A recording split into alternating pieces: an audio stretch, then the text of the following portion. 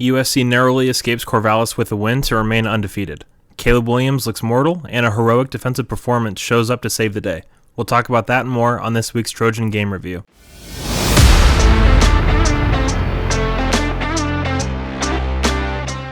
Hey guys, welcome in. What a game that was Saturday night. First off, hats off to Jonathan Smith and the Oregon State Beavers.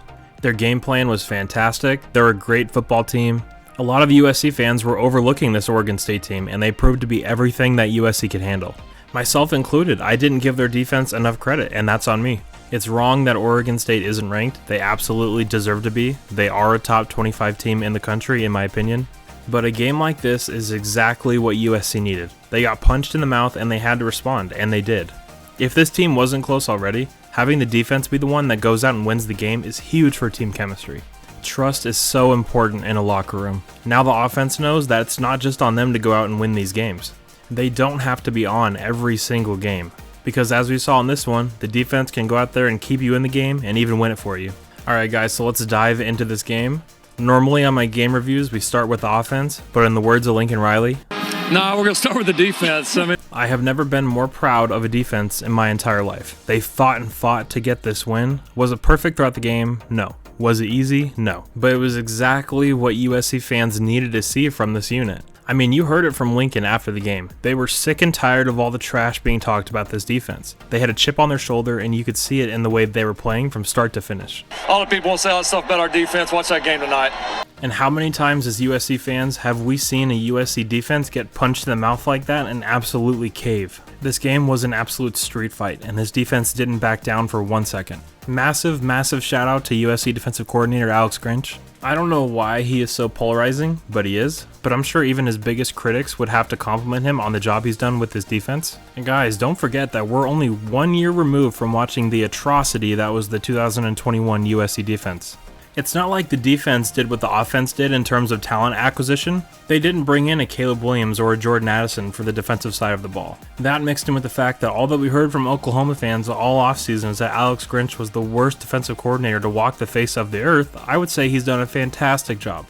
So I've been saying this for a while, but I hope that now everybody is past the point of calling these turnovers fluky. We're 4 games in and it hasn't slowed down at all. With 4 more interceptions in this game, that brings their turnover total up to 14, which is just ridiculous through the first 4 games. These defensive backs and linebackers are complete ball hawks. We saw interceptions from Eric Gentry, Max Williams, Mekhi Blackman, Sayre Wright. I don't ever recall seeing a team more comfortable and successful in the tip drill. They must practice it every single day because they are all so good at it. Now getting into a few individual performances, I want to start with Eric Gentry. I think it's absolutely fair to say that he is the X factor in this defense. He made life so difficult for Chance Nolan in this game. He played a key role in 2 of the 4 interceptions, obviously getting the first one himself and tipping the last one to Max Williams, which helped win the game. And he is definitely going to cause a few more interceptions before this season is over as well. Chance Nolan loves the middle of the field. That's where he's most comfortable going with the ball. And as I've said multiple times, there's no way to prepare for a guy with his length being in the middle of the field. Windows you're used to having open just aren't there. I also thought his tackling was great and he was fearless in run defense. He came up multiple times and put his pads right in there. Outside of Tuli Tuipulotu, I think he's the most important player on this defense pretty clearly. It was awesome seeing true freshman Damani Jackson play his first defensive snaps. When you watch him play, he's so impressive physically. Another thing is that the moment didn't seem too big for him. He came in, he made an impact, he made some very smart plays, he made some very tough plays in the run game as well, which for a true freshman corner is fantastic to see. I'm really excited to see where his role goes and to watch it expand throughout the year. I'd also like to credit Solomon Byrd. He's quickly becoming a fan favorite for USC fans. His pressure on Chance Nolan caused the interception to Sayre Wright, with Romello Height being out for the rest of the year and the whole Corey Foreman situation, which I'll talk about here in a few minutes. Having Solomon step up and become a true playmaker at the edge position has been a huge added bonus for this defense, and a much needed bonus at that. In my defense preview video, I questioned the depth of the edge position, and that depth is being tested very, very early, and Solomon Byrd answered the call and then some. Now I want to talk about one of my absolute favorite players, Max Williams. He is just an absolute pure playmaker. He is so underrated. All he does is make plays. It's so fitting that he got the tip at the end. He totally deserves it. He's the heart and soul of that defense. I'm so happy for Max. At the beginning of the year, on paper, the defense just looked like a bunch of intriguing players. We had no idea how they'd mesh and play together as a unit. And again, I'll say they're not perfect, it's not the 2008 USC defense, but what they are is a group of playmakers that are as opportunistic as they come. They're fast, they're physical, they fly around, they make plays, they tackle great, and up to this point, I would say they have completely exceeded my expectations. I'm really excited to see how the defense can build off of this performance, which I consider to be their best. Now, there's only one real negative thing I want to talk about in regards to the defense, and that's the whole aforementioned Corey Foreman situation. So he played 0 snaps on Saturday night, and from what I've heard and read, he's not hurt. What this says to me is that his week of practice was so bad that the staff felt compelled to give Solomon Byrd all of the edge snaps.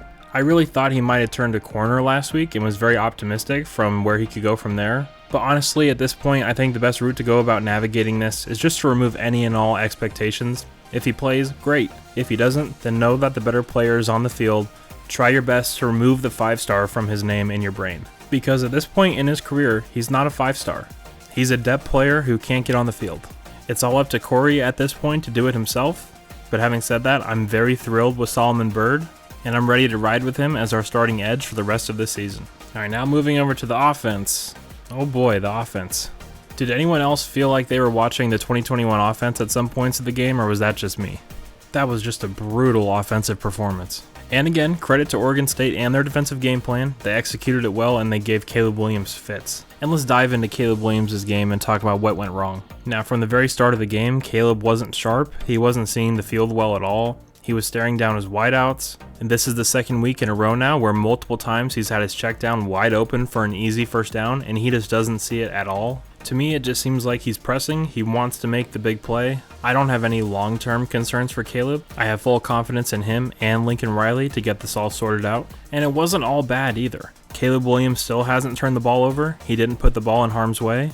Again and again, he evaded sacks. He was Houdini back there, an absolute magician. The different types of disguised blitzes that Oregon State was bringing was really confusing the offensive line. Jonah Monheim specifically missed at least 3 critical blitz pickups. Caleb did an absolutely phenomenal job of avoiding those defenders and getting out of sacks to save critical yardage, especially late in the game. And man, did Caleb save his best for last. Now, obviously not even close to the same level as the Bush Push, but I feel like we'll be talking about the kneel and nudge for a very long time. On a 4th and 6 for the offensive lineman to have the wherewithal to slam into the quarterback to drive the pile, I can't even say enough about how big that play was. Without it, he doesn't pick up the first down, and who knows where the game goes from there. Now let's talk about the last touchdown to Jordan Addison. That whole shot was absolutely ridiculous. It takes a really special arm to make that throw. And also a major shout out to Jordan Addison. He barely got the ball, he barely got targeted, and he still had his head in the game late. He could have easily checked out, but he didn't. He was there when we needed him most.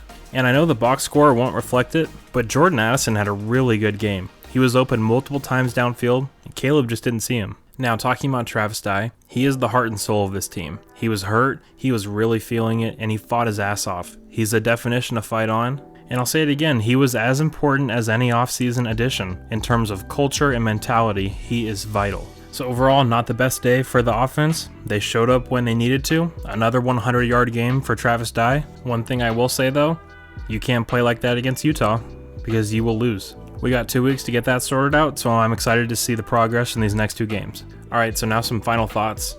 This game was so stressful to watch, but it was exactly what the team needed. On October 15th, they will be in a very similar environment in Salt Lake. They didn't handle this one well, so it's good they were able to experience this in a win as opposed to that Utah game. Because against a team as good as Utah, you can't have the communication errors, you can't have the burnt timeouts, you can't have the stalled drives and the non-existent passing game. But overall, I'm so proud of this team. This team was 4-8 last year, guys.